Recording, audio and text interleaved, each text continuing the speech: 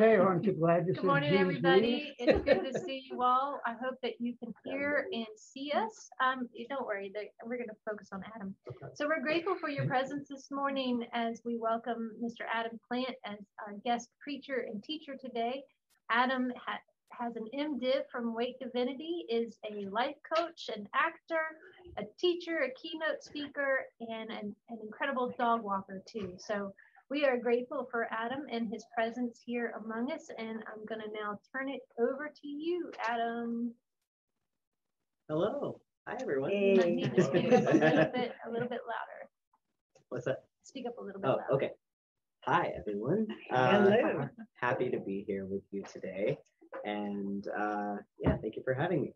So this morning, I want to talk a little bit about thank you. My journey as a person who identifies as trans and what that has meant for my life and how that has kind of come about. And then we'll segue into talking about trans inclusive worship spaces and ways that we can be welcoming to the trans community in our faith communities. And I want this to be a place where questions are welcomed, even if they're a little messy. Please don't feel afraid to ask a question, even if you're not sure about terminology, anything like that. This is a brave space, so be brave and ask questions. All right. So before I get into my story, I want to make sure that we're all on the same page with terminology. So I'm gonna actually ask people to participate here. Does anybody want to tell me what the L in LGBTQ is? Yes. Lesbian. Yeah, and what does that mean? Women who love women. Yeah, women who love other women. Very good. And the G? Gay. Yeah, gay. And what is that? Men who love men. Men who love men. Yes. And the B? Bisexual. Bisexual. What does that mean? Love all genders. Yeah, I've heard a lot of different definitions for bisexual. One that has kind of resonated with me is someone who is attracted to their own gender and other genders that are not their own. And the T? Transgender. What does that mean? It's okay. People who were born in a body with a gender, their birth assigned gender is not the one that they identify with. Yeah, very good. So someone who identifies with a gender that is not the one that they were assigned at birth. And okay, we're going to go past the T now into new territory. Q? Queer, yeah. Anyone want to offer a definition of queer? I think that Q typically is just kind of it's encompassing of the entire space. So like if you don't necessarily want to identify as want to be like a lesbian or transgender, you might say I'm part of the queer community, or maybe just your sexual identity or how you're identifying as a gender, maybe it doesn't fit easily into one of the other labels. Yeah, very good. Yes, so queer is kind of a very all-encompassing label. It means a lot of different things to a lot of different people.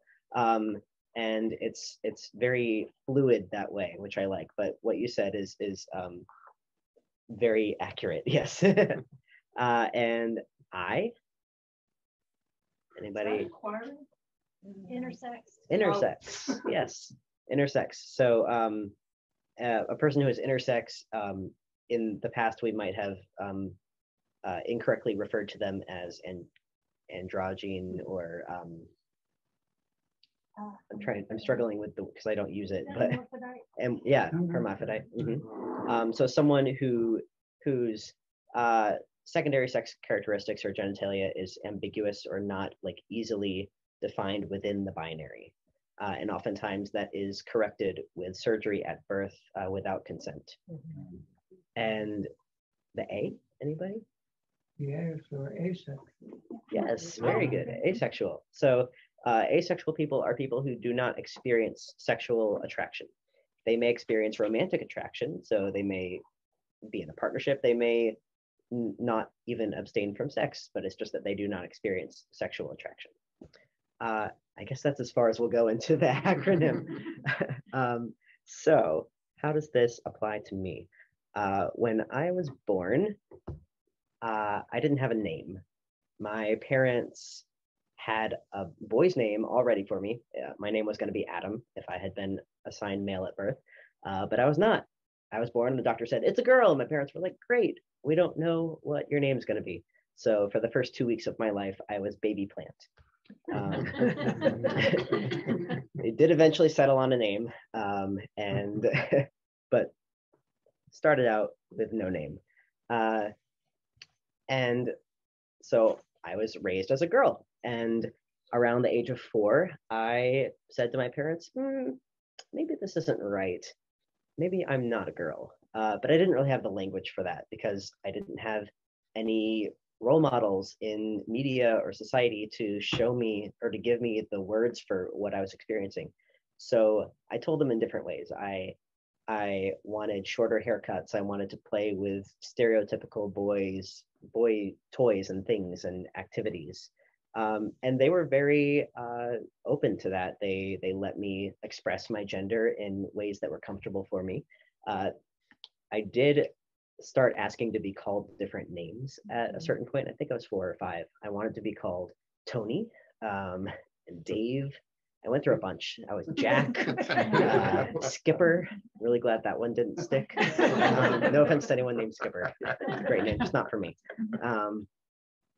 And those were kind of just my own little inventions for myself because my mom was, she was very good about letting me do anything that made me comfortable, but she was always going to call me by my name, the name that she gave me. So she never really went along with the names that I was deciding for myself. So there was a big difference in the way that I felt at home and once I started school, how I felt at school. So at home, I was pretty happy because of the way that my parents allowed me to express my gender. I was able to live pretty authentically while I was living at home. And when I started school, I started to learn shame. And I want to make the distinction between guilt and shame because guilt is feeling that you've done something wrong, and shame is feeling that you are wrong. And so that's what I started to internalize when I went to school. I was constantly asked by other kids, are you a boy or a girl? And I didn't know how to answer because I didn't want to lie to them, but I didn't have the language yet to say that I was a boy.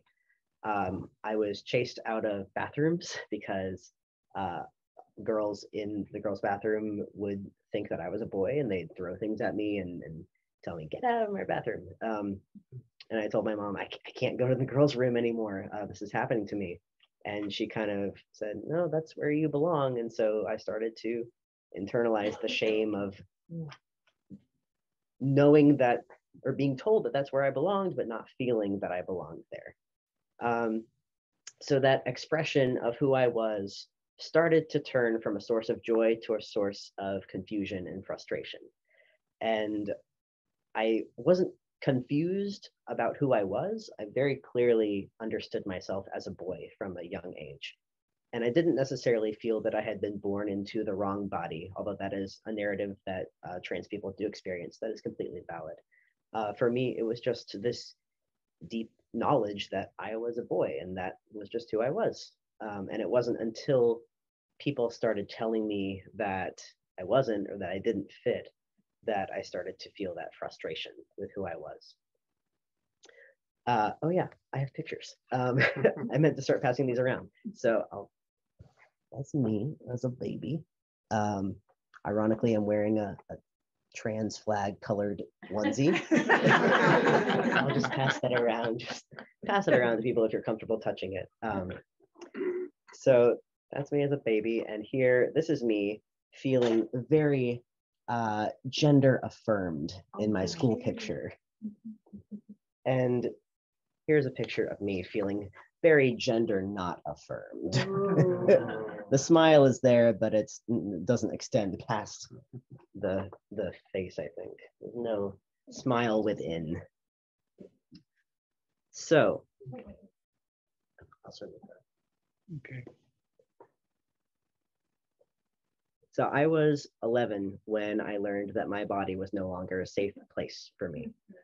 It started changing in ways that I couldn't understand, in ways that terrified me. And when I finally went to my mom about it, she was like, "You're becoming a woman," and she was so happy, and I just felt numb. I just felt this voice inside of me start screaming, "You don't fit, you don't fit, this isn't you." But what could I do? And then I got to middle school, and I'm sure everyone has an awkward experience in middle school. It's just like a universal experience of humans, that middle school is terrible and awkward for everyone. And it was the same for me, except I also had the crushing weight of an incongruent body that I had to live with, and I wasn't able to ignore anymore. And one day I decided that if I had to live with this body, that I was gonna try to make it work. So I did everything I could think of to fit in with the girls at my school. I grew my hair out. I went shopping in the girls and women's section of clothing stores. And I played on the volleyball team. I did everything that I thought to sort of emulate what I saw girls around me doing. And none of it really worked. It would come in waves. I would try for a while, and then I would get frustrated and just chop my hair off and go back to dressing as androgynously as I could. And then I would succumb to peer pressure again and grow my hair out and blah, blah, blah, do all that. I don't have a picture of my hair at its longest, but this is me with Albert Einstein, a wax figure of Albert Einstein with pretty long hair. So that's mostly what I looked like in middle school and high school. And that's pretty much how I went through the rest of my schooling, kind of living like a ghost. I was going through life and going through the motions. I had friends, I had activities, but I didn't really feel like I was living. And I didn't know why. I just thought that that's how everybody felt when they were teenagers, and that I would grow out of it one day, that everything would get better one day. So I didn't talk to anyone about it. I didn't acknowledge it. I just pushed it down, said, these feelings will go away. It'll be fine. And then I went to college, and I went to Elon University just down the road in Burlington. I went for music. I was a singer. I still am a singer, but I was a soprano.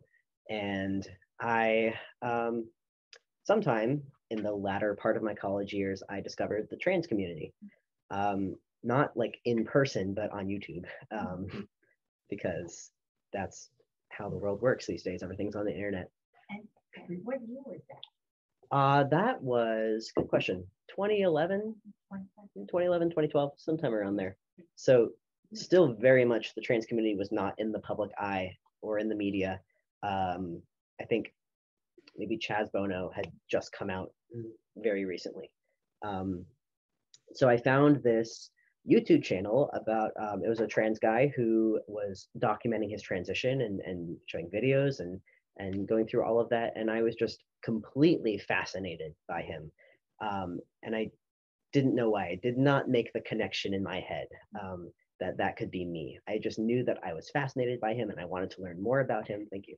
And others like him. I went searching for more videos, and I couldn't decide if I wanted to be him or if I was attracted to him. It was probably confusing to me because it ended up being both, because I still had not figured out my sexual orientation or identity or my gender identity. So just a very confused college age Adam at this point. But I did see that this existed, and I felt an affinity to it, even though I hadn't yet connected it to my own identity.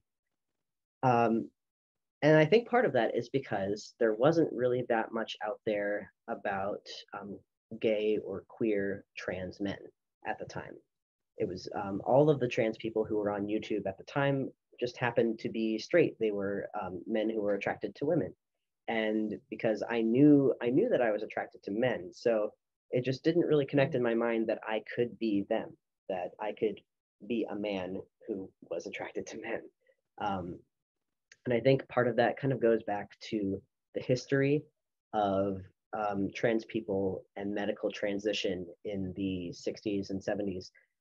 At the time, it was legal for a person to transition after they had jumped through a bunch of hoops and lived as their gender for a year or something like that. And they were only allowed to transition medically if they were transitioning so that they would be straight.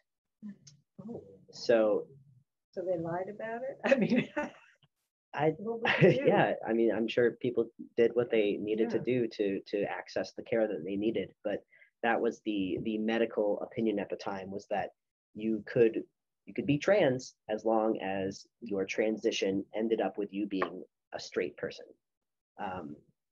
So I think that's sort of permeated into our consciousness today with people assuming that when you transition, you're transitioning to become straight, to become part of the status quo.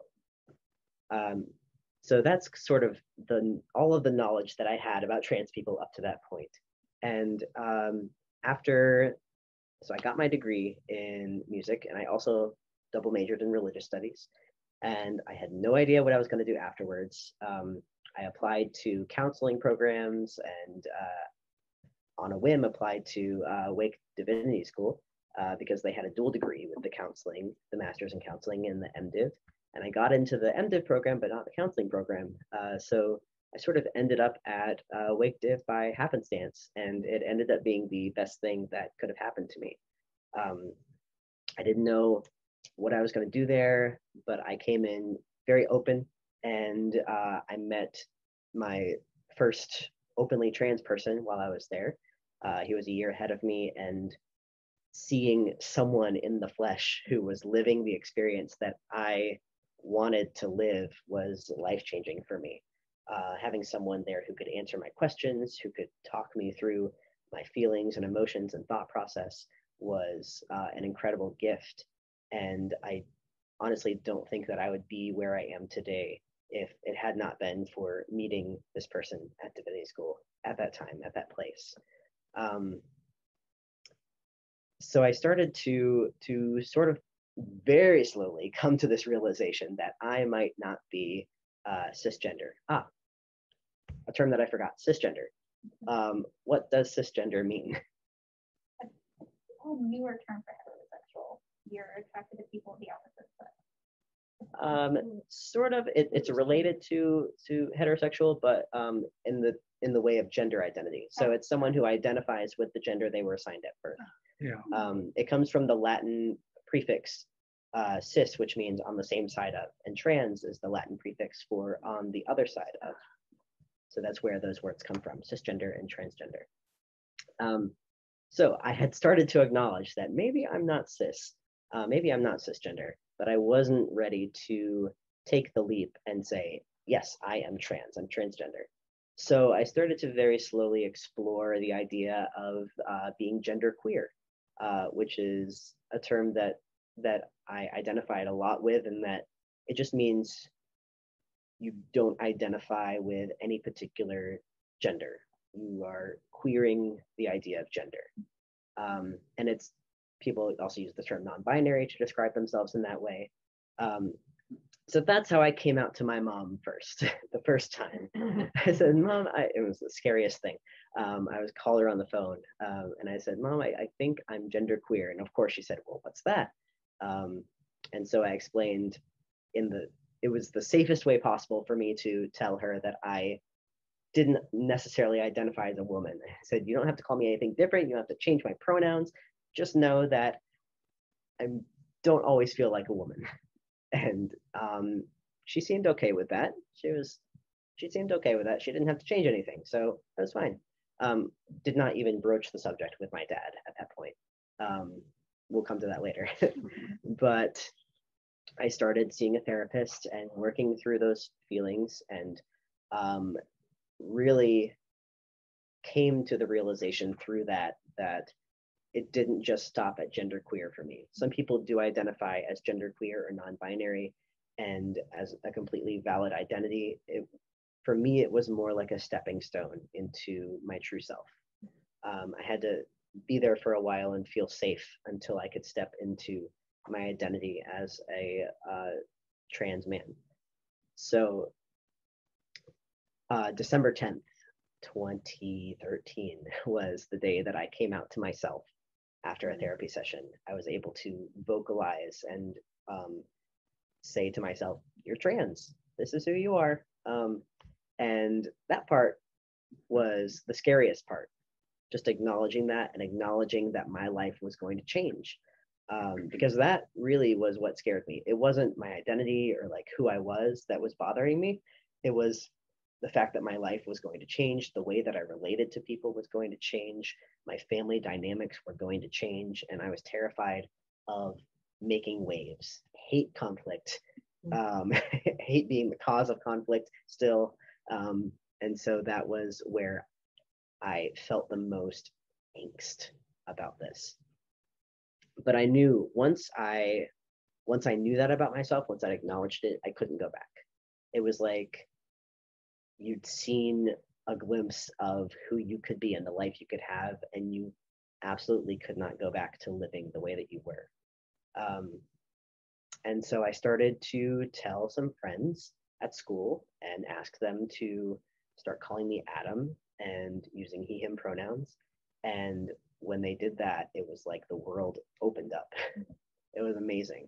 But still a very tumultuous time, because then I had to go home to see my family and they were still calling me my birth name and using she, her pronouns. And it became such an incongruous time in my life that it was causing me a lot of stress and anxiety, because I felt like I was lying to my parents, and I didn't want to disappoint them or lie to them. And I remember sitting at the table with them at dinner one night and just feeling like I was going to burst if I didn't tell them, but I didn't tell them.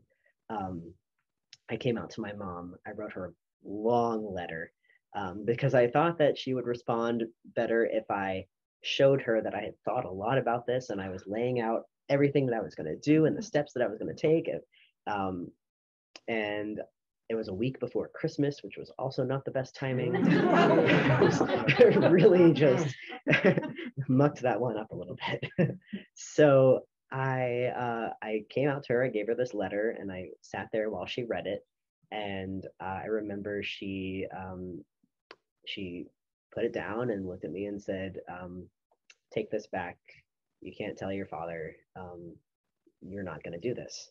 And it was just crushing to me, because I had such high hopes. And I don't come from a background that's very conservative in any sense. I'm sure that my mom would have been great if I had come out as gay, if I had told her anything else. In fact, she said, why couldn't you just be gay to me after I came out to her?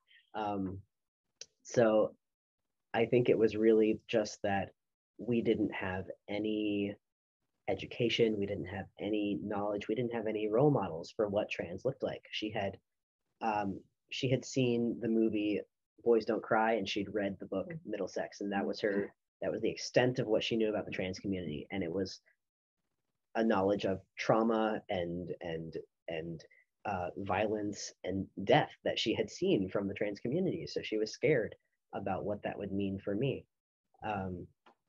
And it was a little rocky with her for a few months, to be honest. And I can say that now because she's wonderful now. She's one of my biggest allies and people who supports me the most. She has on her Facebook profile picture is just a trans flag. It's been that way for years. I don't know if she's ever going to change it.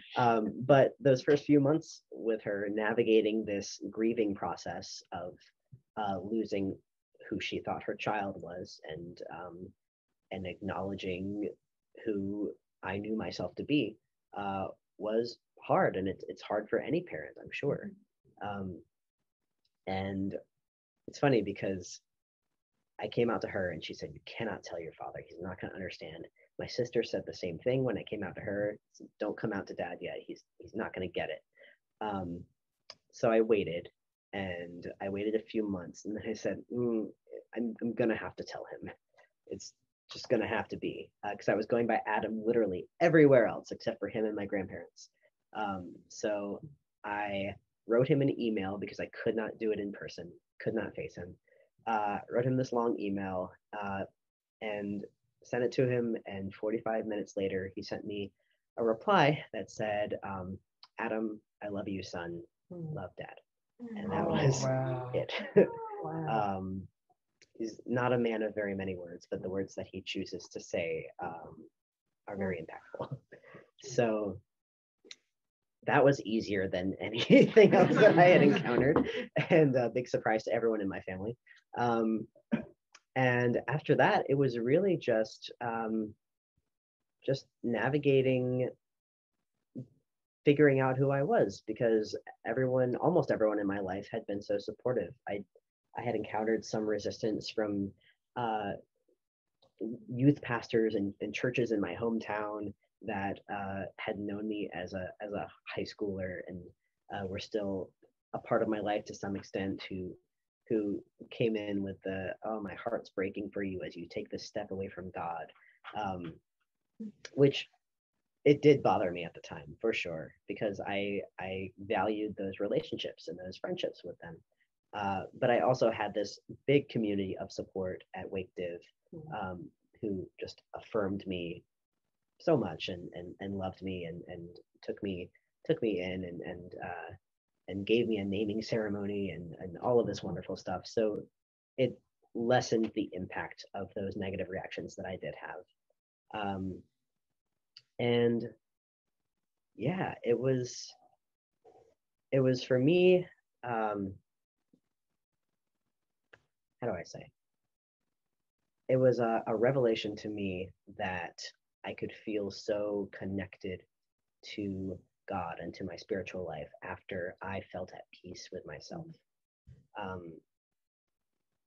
It was like I said earlier, a whole world had opened up to me, and I was able to connect with my own body and my own identity, and that extended to my connection with God and the universe and creation and the spirituality that I had thought was sort of dead within me, very much came to life. And it's been a wonderful journey of becoming, and I think we're all on a journey of becoming who we're meant to be. And for some people, it's a little more visible, it takes a little more work, but we're all on that journey together. And I'm glad to be sharing this with you, because I think you all have incredible journeys towards who you are, and it never ends. You are always in a state of becoming. So that's my story. It Thank is. Thank you so much. Thank you. I'll pause here because I do want to go into talking about trans inclusive worship spaces. But before I move into that, does anybody have questions or anything that they want to discuss? Yeah. If you do have a question for Adam, please speak up, because there are folks online and the microphone is really aimed at Adam, but if you speak loudly enough, it should capture it as well. Yes. Hi, Adam. Hi. I'm Stan, and I just simply wanted to thank you for telling your story. And it had particular meaning to me because in 2008, I was a J2A leader of a group of about 10, top junior sophomores in high school, one of whom, in fact, was at that time going through this same kind of discernment. But I was so, and he is exactly your age, almost exactly, very close anyway. And it was so true back then that we did not have all of the language that we have now or level of understanding. And as he gradually made that transition into being Harrison, as opposed to what his identity had been, his birth identity had been, people in the church were very supportive as a rule, which was a good thing. And his parents were also very supportive. But it was hard because you didn't really have the language or the full depth of understanding, or even enough stories that you could use as role models. And I think he found that to be particularly challenging, searching for other people with whom he could communicate who were experiencing the same sort of things. My sense is that those communities are larger and more open now than they were in 2008. But I'm curious if that's your experience, your observation also. Absolutely. When I first started leaning into the trans community, it was about that time, 2008 to 2012, and it was very hard to come by. You had to sort of search for it. It wasn't just there. You know, you had to kind of know what words to search for and what signs to look for that you were finding the people who you were going to be in community with. And it's just grown so much since then. People are so much more comfortable being out and being vocal about who they are. And I think that also is to do with the acceptance that the world is having for us. So yeah, I think very much it's grown leaps and bounds in the past decade. Thank you. Yeah. Yes. I was wondering, did you have a conversation with your father? Have you ever sit down and had a conversation with him? Because it seems to me that the way he accepted you so openly, that he was paying attention as you were growing up and watching you, that's why he just automatically embraced you once you came out to him. Yeah, I had always wondered about that. And we haven't had an explicit conversation about it, but the sense that I have gotten from him in just our interactions and how we speak with each other is that he did know, and he to some extent, if he didn't know explicitly, then he was able to look back when I came out and connect the dots and see the person who I knew myself to be. But yeah, I've been thinking more and more about as I get older, my parents' age, about interviewing them both to just sort of talk about their lives. And I think that's one of the things that I would love to have a conversation about. So thank you for putting that out there.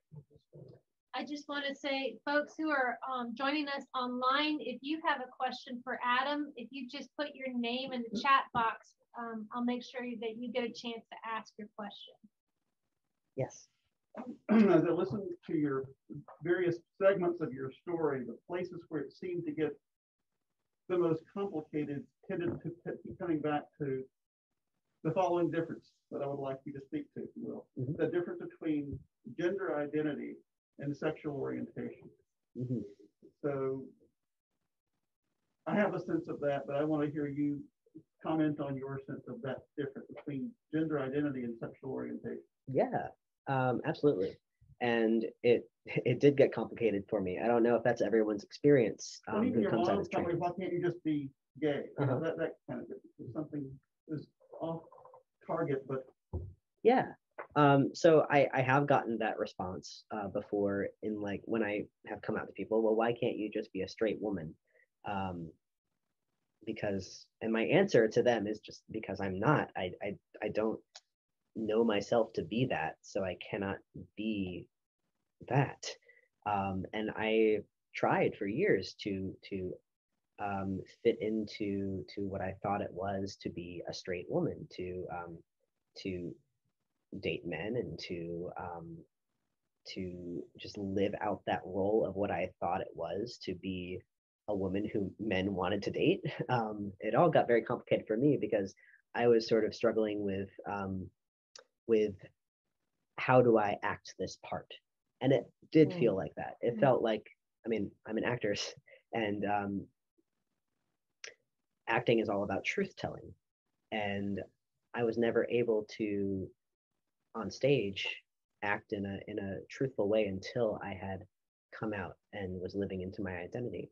And so I think of it as the same way. I was acting a part for my whole life, when I was a kid, when I was a teenager, when I was presenting as a woman who was dating men. I was acting out a part and learning and watching and trying to see how I could truthfully tell that part. And of course I never could.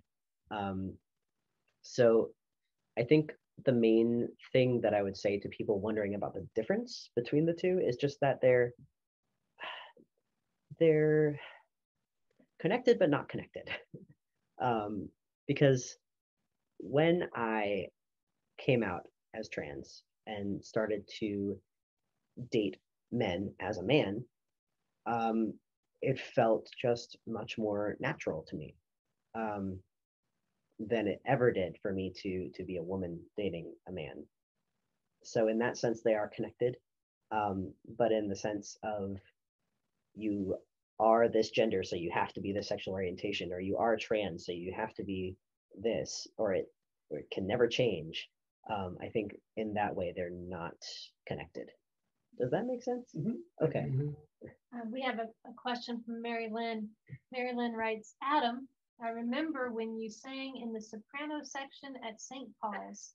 Are you singing now? And has that been difficult? Has that been a difficult change? Yes, I am singing, and yes, it has been a difficult change. Hello, it's nice to see you or hear from you. So I was a soprano in the St. Paul's choir, and as I was coming out and transitioning while I was still there, and as testosterone started to cause my voice to get deeper, I started to slowly like move through the sections of the choir. I hung out with the altos for a while, and I never made it down to the basses, but I did end up in the tenor section. My partner, thank God, is a voice teacher. Some of you know him. He sings in the choir here, or did when we had a choir.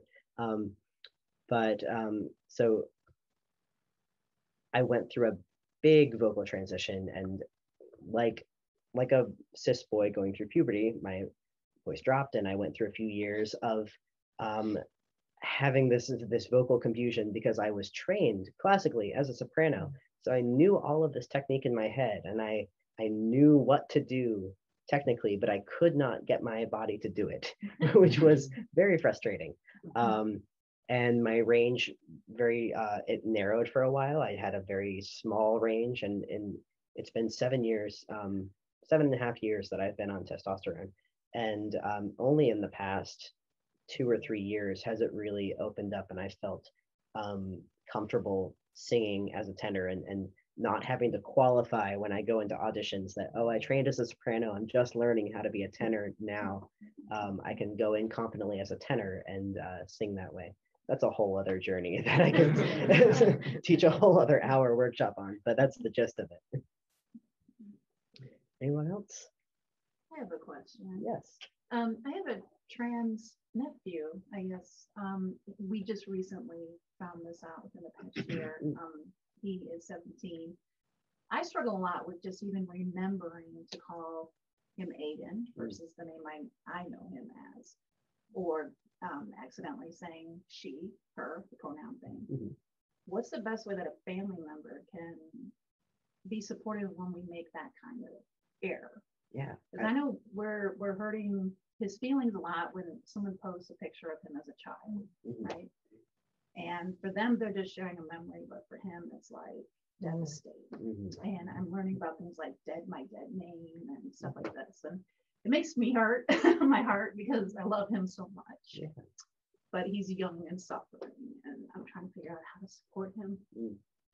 Thank you, first of all, for being so supportive and loving that you're asking these questions. Yeah. I think that this is a great question because a lot of people don't know what to do in these situations. And I can't speak for your nephew, but in my experience, the best way when people have messed up my pronouns or my names in front of me, it's always awkward when they make a big deal out of it and apologize over and over again and say, I'm so sorry. That. And when they make excuses, not excuses, but like when they try to qualify their mistake with things like, oh, I'm just so used to calling you this, it just makes it awkward. And the best way that I've experienced is when someone just says, if they say she, for instance, she was doing this, they realize their mistake and they say, I'm sorry, he, and then move on. And that person will know that you have corrected it and that you have said you're sorry, and that they don't need anything else other than that. Okay. For me, it's more just like I just want to move on from this moment and not think about it. Yeah, and I think there also needs to be an internal working as well when you recognize that you've made a mistake. What I tell people is if I call someone the wrong name or use the wrong pronoun, if I'm by myself, when I'm by myself, because I do it too. It's just a human thing to make mistakes. I'll repeat their pronouns with their name in a sentence. I'll say it out loud. I'll practice, because it does take practice. And there's nothing wrong with having to practice that and to just relearn it, because muscle memory. You're used to calling your nephew a certain name or using certain pronouns. So it's all about just relearning it and rewiring your brain so that you can do it the right way. And there's nothing wrong with that. There's nothing wrong with sitting in your car and saying the name Aiden, Aiden, Aiden, he. I think that's a wonderful way to be supportive. Okay. Thank you. I think there's a lot of hope, or I have a lot of hope. I was in conversation with my 14-year-old and 12-year-old grandchildren, and the 12-year-old, who's just new into middle school, said, there's somebody in my class who's non-binary and uses the pronoun they, and I just keep messing up. And his 14-year-old sister said, all you have to do is just say, I'm sorry, they. And exactly what you said. And I thought, she's only 14 and a freshman in high school, and she has grasped that, well, and much more about non-binary. And so, yeah, I have a lot of hope that the younger generations are going to do so much better at it than we do. So yeah. Yeah, the kids are all right. They're doing amazingly, better than I could have ever hoped to do for myself. I just want to thank you for being here and explaining all this, because I have, where I volunteer at, there's a person that identifies as they. And I constantly, it's a clergy person, and I constantly find myself having to catch myself about saying she, because she gets very, very, very offended if you don't say they. And I'm glad you were here today, because, and I really wanted to hear this, because you broke everything down. And I'm one of those people that when I hear something, it stays up here. So you broke it down, so now maybe I won't keep making that phone call. Because it bothers me when I do that. And you can see it on her face, on their face, and I'm not the only one that does it. And to see it on the face, and they're now identified as that. And so I really appreciate you being here and sharing your story. Thank you. How can a space be made welcoming for our transgender siblings? Thank you. That's a great question. So I think the first thing that a community or space can do is to, excuse me, I'm talking a lot, is to make your welcome clear and explicit.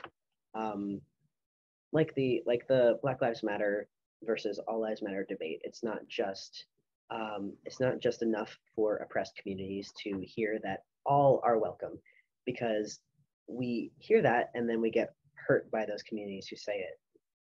So it's hard to trust when we just hear the overarching phrase, everyone's welcome, all are welcome. I think it's important to be specific in our welcome, saying something like all genders, all sexual identities, all people, all colors, all races are welcome. I think it's important because many of these communities that are disenfranchised or oppressed so often don't hear themselves spoken about in a specific way, and in a positive, specific way. So to have that specific welcome, to say you specifically, you are welcome here, is such an empowering thing for someone. So I think that's the first thing that a community can do. And as far as the physical space, I think it's wonderful to have an all gender or a genderless restroom, whether it's single stall or larger, where people who may not feel comfortable using a gendered restroom can go and feel safe and feel comfortable, and making sure that the people in your community know that they are welcome to use whatever restroom matches best with their gender identity or aligns best. And I know there's been a lot of contention with that in this state in recent years. So I think it's especially important in this particular space in North Carolina to make that clear to people. And the other thing I would say is education. So much hate and bigotry stems from the simple fact that we're fearful of what we don't know or understand. And so doing what you've done now, bringing in a trans educator, facilitator to do programming around this, or having books in your church library that speak to subjects like this can be a huge way to educate the people in your community and to welcome that education. And the last thing I would say is just to talk about it. Use trans people in your sermons to acknowledge their sacred worth, or talk about the need to support and protect trans women of color. They are exponentially the group that's more likely to be killed than any other group in the world, in any other population. Voicing support for trans and gender non-conforming youth. So many trans youth don't have support at home, and so knowing that they have support somewhere else can be hugely beneficial to their mental health and their just their social life, and having a space where they can be themselves. Yeah, those are some of the things that I would say. Yes.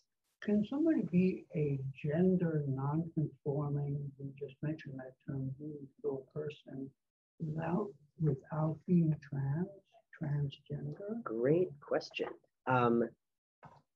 Short answer, yes. I think that the word trans has a specific meaning, but it's also very much an umbrella term, just meaning someone who does not identify with the sex they were assigned at birth or the gender they were assigned at birth. And that can encompass binary trans people, people who identify as trans men or trans women. It can encompass people who do not identify with any particular gender, people who identify with all genders, or people who move through gender as a spectrum, for lack of a better word, people who feel gender fluid.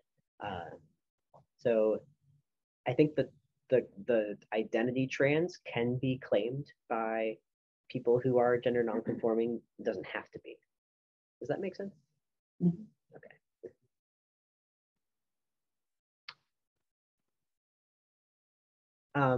So there was one other thing that I wanted to touch on while we're here, and that is trans-inclusive theology.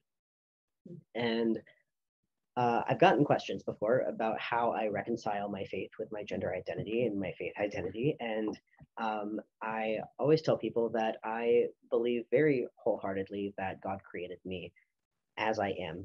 I was not born into the wrong body. That is, as I said before, it's a narrative that some people feel very strongly about and identify with.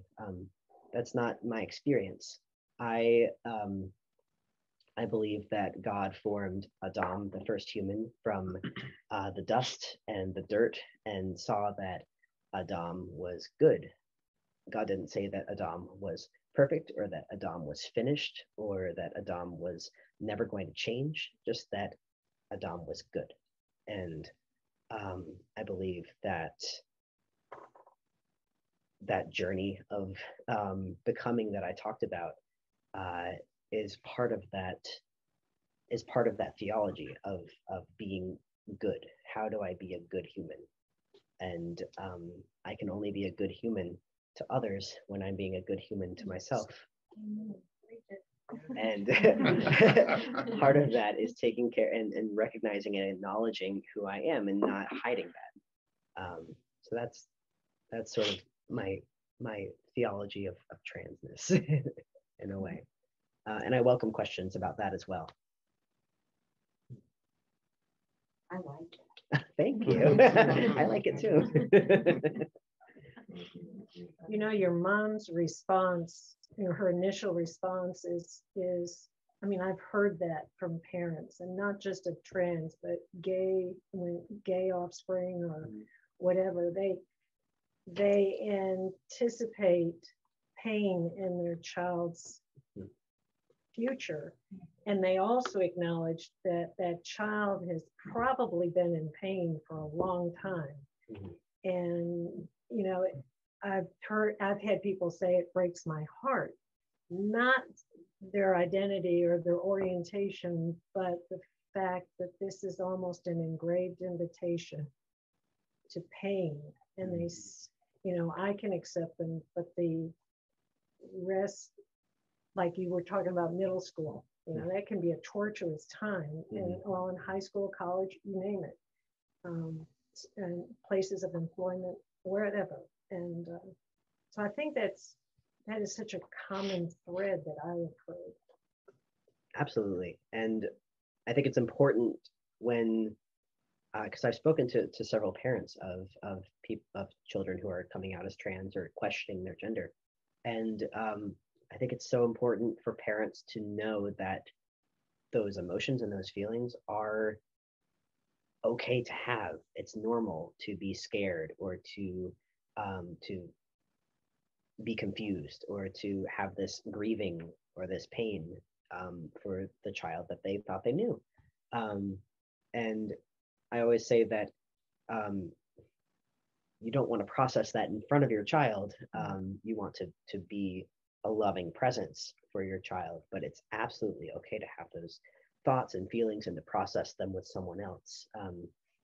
Because if you don't acknowledge them or don't process them and don't just squash them down, then you start to think that you're a bad parent, and that that's not, it's usually not the case. If you're trying hard to be a loving parent to your child, then you're going to be invested in them, and you're gonna have emotions around their coming out. And I think it's so important for parents to acknowledge how normal that is, Well, and also, like, one fella I had an extended conversation with, I remember him saying, this is my trans son's, and it was newly out, his son was newly out. This is my trans son's story, and I don't know how to, when people ask how my daughter's doing, that he just found it very difficult every time, because it was just that was another encounter that he didn't realize was going to be difficult for him. Just like, I mean, I come out multiple times to multiple people throughout my life. It's just a process of coming out and coming out and coming out. And I never thought about how, until recently, I never thought about what it's like for my parents. They have to, in a way, come out as the parents of a trans person. If someone who hasn't seen me in years asks about me, they have to make a choice of whether they're going to include that person in this circle of community that they've built. It's a thing that we don't think about very often. So thank you for bringing it up. I have a really close friendship with a trans male and have been on his journey. And more recently, the conversation has moved to him asking me for some insight, I guess, or perspective on what it means to be a man. Which is a remarkable kind of question to be asked. Yeah. Partly because I realize I haven't attended to that question. I am now with him, but so I'm curious for you if that's a question and how you're answering it or finding answers for it. Yeah, that's a great question. And I think it's something that a lot of people, if they've never encountered these questions about their gender identity, they just don't think about it. You know, if you're not having dysphoria or like thinking about your gender identity in a critical way, you're not really going to think about that part of yourself. It's just so natural, right? And for trans people, it's not as natural because you have to deal with you know, being raised a certain way and then having to transition to presenting and embodying in a different way. For me, I think I was at some point questioning, you know, asking myself what it means to be a man, what it means to be a son to my parents, a grandson to my grandparents, a brother to my sister. And I think I came to the conclusion that I am not necessarily chasing after this thing, this ideal of manhood as much as defining it for myself and being comfortable with the fact that I should say I identify as it's not always been this way, but recently I've come to start identifying as transmasculine instead of a trans man. And I think that's just because I feel like I identify with the masculine aspects of gender presentation, gender expression. I don't necessarily feel the need to. Okay. That's our countdown. Okay, good to know. I don't necessarily feel the need to be a man. Does that make sense? I feel like I'm slowly discovering and discerning and defining for myself what it means to be a masculine person in this world. We have a question from the Zoom room from Marilyn again. Are you aware of parents who have discerned their child's gender before the child has voiced it? In that situation, should the parent open the conversation? Great question. And I don't know that I can speak with any authority on it, but I can offer my thoughts for sure. I think it's always best to allow the child to lead the conversation, lead to where they are going. If a parent notices that they may not be necessarily playing within the binary, I think it's absolutely wonderful and welcome to have a conversation about trans people and just introduce that subject to a child and say some people are born a certain way and then later on they discover that they really are this way. I think it's important for children to have that knowledge early on so that they can discern for themselves who they are and how they feel, so that they have the language, like I didn't have the language to make sense of their identity. So yeah, I think it's very important for parents to be watchful, of course, and to introduce the subjects in a broad general sense, but for all intents and purposes, allow the child to direct the conversation or how they're approaching it. Thank you. I'm afraid we are up as far as our time goes. We're grateful to Adam for being with us and for sharing your story.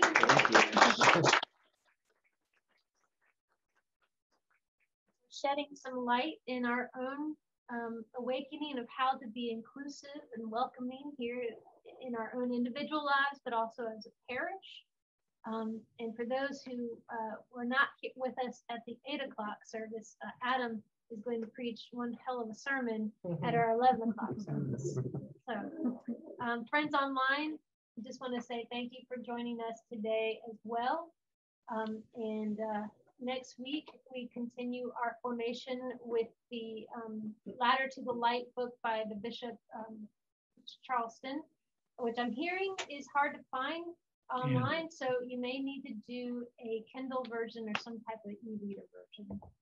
And with that, we'll just say thank you, and we'll see you soon. God bless.